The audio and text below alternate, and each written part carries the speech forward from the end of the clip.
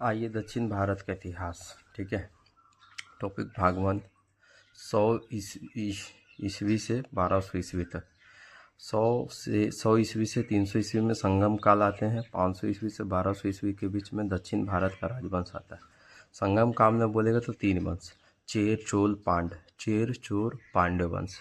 और दक्षिण भारत के राजवंश में बोलेगा तो पल्लव, राजपूत, चालुक्य, चोल वंश। ठीक है, पल्लव, राजपूत, चालुक्य, चोल वंश, ये हो गया दक्षिण भारत का राजवंश। और ये संगम में 3 और दक्षिण भारत में कितना, तो 4। आइए फटाफट आगे बढ़ते हैं। तो आते हैं पहले संगम काल। संगम काल की भाषा एक शब्द में है जिसका अर्थ है, अच्छा संगम काल 100 से 300 बता दिए थे। सभा संगम होता है, इसका जो संगम का मतलब होता है सभा का समय 100 से लेकर 300 ईस्वी के मध्य माना जाता है। प्राचीन काल के तमिल कवियों के द्वारा ये सभाओं का आयोजित किया जाता था।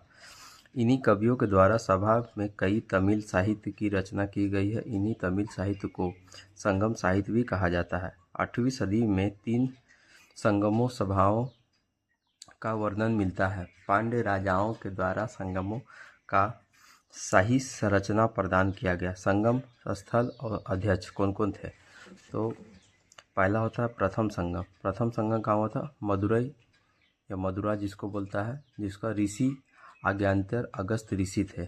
द्वितीय संगम काल कहाँ हुआ था, कट्टमपुरम या अलावे, जिसको अध्यक्ष कौन थे, तो तोकला पियार। तीर्थ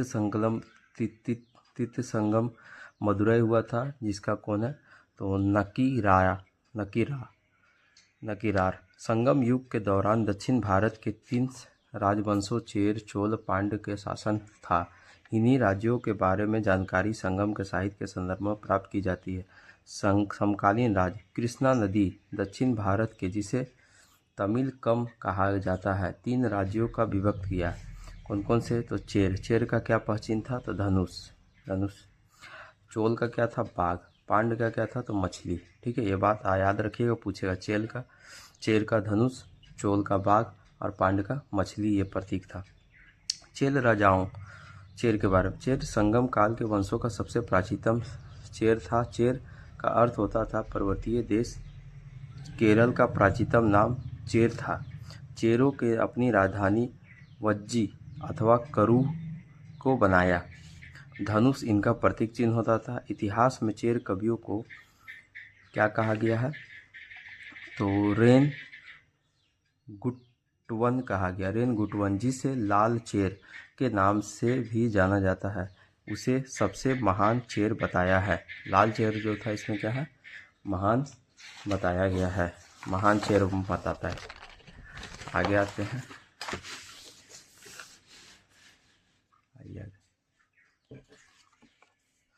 चेर राज्य का कन्यगी पूजा, पत्नी पूजा की शुरुआत लाल चेर से की थी। चेर वंश का एक और प्रसिद्ध राजा आदि मेघमान था। इतिहास आदि मेघमान के दक्षिण भारत में गन्ने की खेती की शुरुआत की थी। चोल वंश, अब आते हैं क्या, चोल वंश। दक्षिण भारत के इतिहास में चोल वंश बहुत ही प्रसिद्ध था। चोल वंश के इतिहास में 3री शताब्दी को देखने को मिलता है। बाद में पांड्य शक्ति के कारण इनका पतन हो गया। पांड्य शक्ति जो है सबसे शक्तिशाली था, इसी कारण खत्म हो गया और 19वीं सदी में इनका फिर से उदय हुआ। चोल वंश के बारे में प्रथम जानकारी पन्निनी की रचना अष्टअध्यायी से मिलती है। चोल ने मानतर, उदरेयूर और तंजावुर, ठीक है, देखो मांदतूर, उदरेयू और तांजावुर को अपनी राजधानी बनाया। चोल वंश की प्राकृतिक चिन्ह था बाघ। चोल वंश के प्रमुख शासक थे करिकाल और एरेला। करिकाल चोल वंश का पहला महान शासक था और कावेरी नदी के किनारे 160 किलोमीटर बांध का निर्माण कराया। प्रसिद्ध पुरहार बंदरगाह कावेरी पत्तनम का निर्माण करा इसी करिकल ने करवाया। दूसरा कौन है, एलारा ने श्रीलंका को जीता और उसी उम्र 50 वर्षों तक शासन किया। फिर अगला आता है पांड्य वंश। आइए, पांड्य वंश। पांड्य साम्राज्य पांड्य वंश का प्रथम जानकारी मैग्नास्तीस की पुस्तक इंडिका में मिलती है। पांड्य राजाओं ने इन 3 संगमों का आयोजन किया था। पांड्य वंश का माती सत्तात्मक होता था, यानी घर का मुखिया उखिया कौन होता था, माती सत्तात्मक। इनकी राजधानी मदुरै या मदुराई थी। इनका प्रतीक चिन्ह मछली था।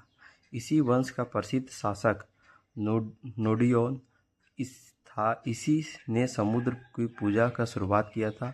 यह राजा मोतियों के लिए काफ़ी प्रसिद्ध था। आगे चलकर ये 5वीं सदी के बाद पांड्य की शक्तियों को छीन गई और संगम काल के प्रमुख साहित्य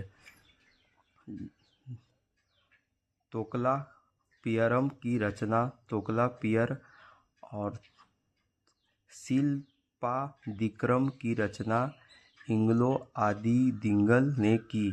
तमिलों के प्रमुख देवता मुरुगन थे। ठीक है, इतना ही।